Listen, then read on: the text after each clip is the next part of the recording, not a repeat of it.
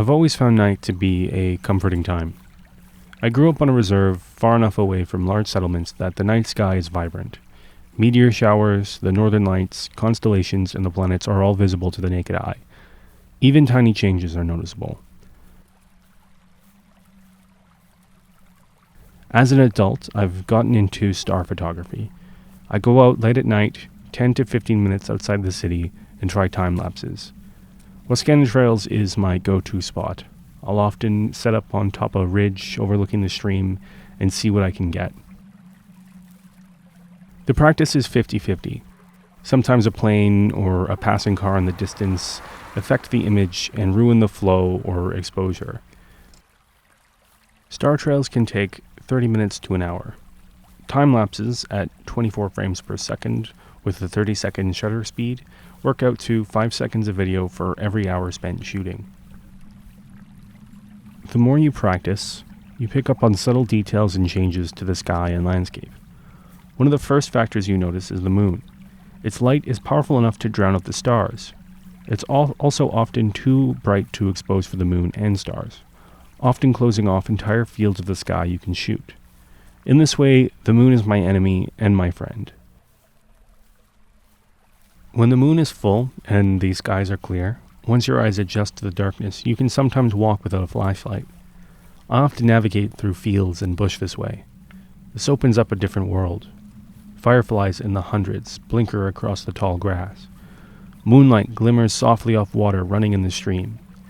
Animals, usually scarce during the day, rustle thoughtlessly beside you or across trails. Coyotes in packs howl from the other side of the hill or across the river, and deer saunter curiously close.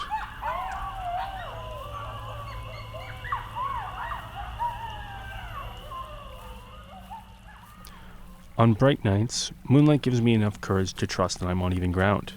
Sometimes, to fight the boredom of the long hours, I'll throw on my headphones and dance, or jog laps around the trails.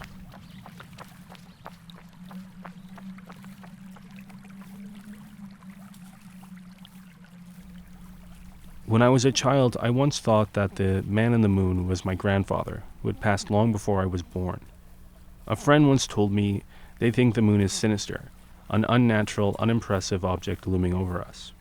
On 2 separate occasions, women I liked confessed when they were younger they thought the moon was actually made of cheese.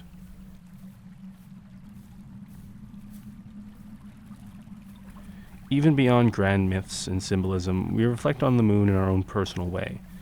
It's so bright in an empty, dark sky, how could you not? With star photography, it becomes a practical relationship. You can use the moon to capture landscapes with an uncanny brightness and dark skies. Curse it for drowning out your favorite constellation, or it can guide you through the dark.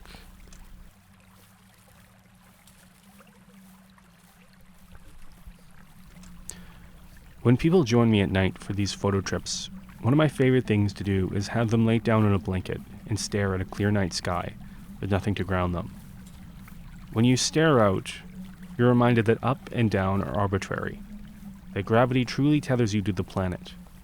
Everything out there is far away and bound by different forces in uncountable quantities. It's humbling to remember how tiny you are.